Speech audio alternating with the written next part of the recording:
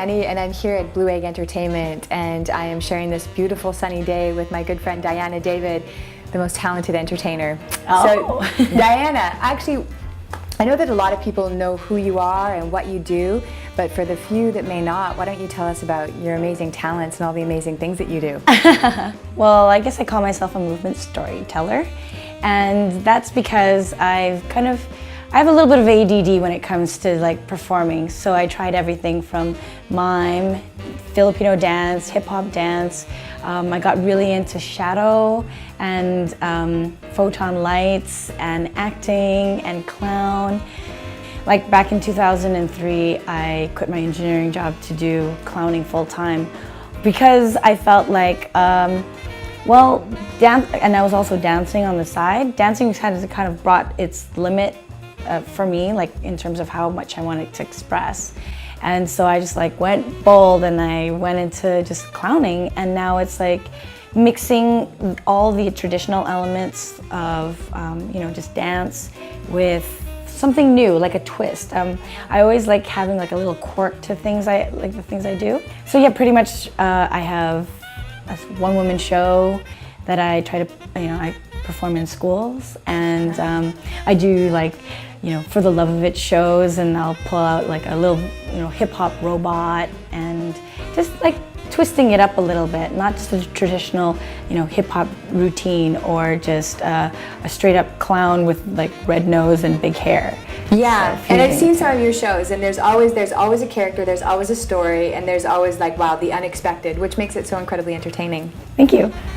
So in your one-woman show, this is a show that you actually perform in community centers and schools. So tell me a little bit more about that. Yeah, so Canada Council in 2008 gave me a grant for $25,000 to produce, live, and eat, breathe, and live this creation. And so my creative partner, Charity Zapanta, and I just went for it, like 6 months of hard work, ended up becoming around 8 months, and created a show of all the elements I love to do. And like I mentioned earlier, the shadow, the lights. Yeah. So basically the clowning, the dancing, is I have a screen, and there's an interactive element like with rear projection and me interacting with myself who is on the video, with shadow that I play in the back, with animation that I like mime animation or move around stuff in the screen, if you can imagine,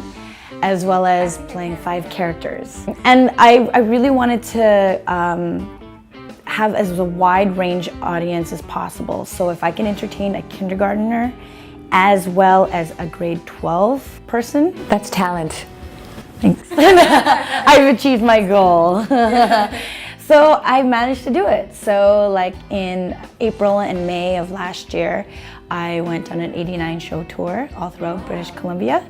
I lived in my van for 2.5 months. Wow. And yeah, it was pretty amazing knowing that I've actually accomplished, and I'm in a place in my career where I've put everything, all my eggs in one basket, and it's like all I need, and I'm so happy doing it. I wake up with the mountains and the sunrise and know that I get to do a school show and actually have a very potent message in the show. And the show is called Take a Closer Look. Take a Closer Look. Mm-hmm. And so for the actual kids, these like kindergartens to grade 12, what are they experiencing or what are they gaining from that show other than being incredibly entertained? Which I know they will be. To look beyond what a person looks like from the outside. It's a story of myself, who I play in high school, and a Filipino immigrant, who I am forced to show around school.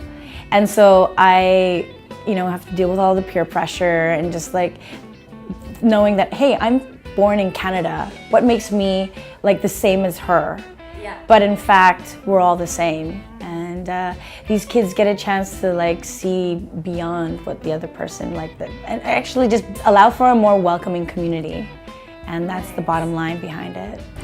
Yeah, I think that we all could use a more welcoming environment everywhere we go in life. Exactly. And I tell them it doesn't matter what age you are, and even point to the teachers, because like we all still do it. So right now you're looking to book this show between now and June, because you're pretty busy this summer? I do have a personal goal, so I would like to book my show in schools before the end of the school year, and I have a 20 school quota that I would like to get, and I'll give them a discount to make that happen. So it's an hour-long show that includes like a 10-minute question and answer period with me.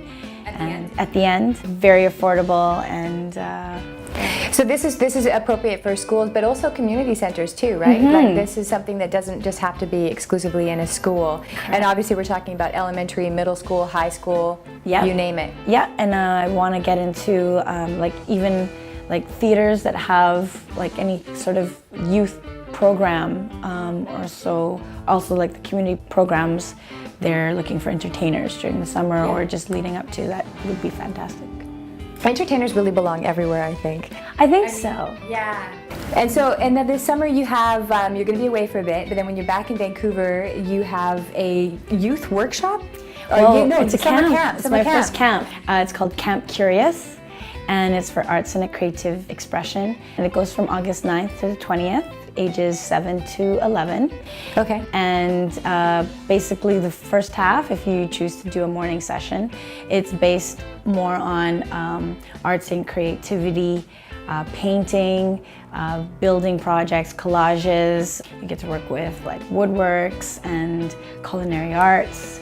And so more of those kind of kids who really want to get their hands dirty like that. The second half, which is the afternoon session, is more for expressive arts. So like singing and acting and dancing and music, mime, and I'll teach them shadow play. And by the end of all the entire 2 weeks, we would have a project that we would complete at the end of the 2 weeks and showcase it. So we'll have a gallery, we'll have the friends and parents over, and it's actually located in my live workspace. So I live in Railtown Studios, yeah. Nice. So Railtown Studios is like artist live workspace. I'm in talks with a lot of the artists right now and just trying to coordinate if they would be interested in doing field trips. We can come to their space and learn about what they do, and just really show like hands-on experience and help the kids know that arts can be a career. You can have a career in the arts. Absolutely, I think that's a really valuable point. I think that when you really start to take a look at the arts, man, there are so many incredible careers. Things that some of us don't necessarily think of. We think of the obvious. We think of the dancer, the actor, the painter, the photographer. We think of some really obvious things, but when you delve into the world of arts, oh, there's so much going on.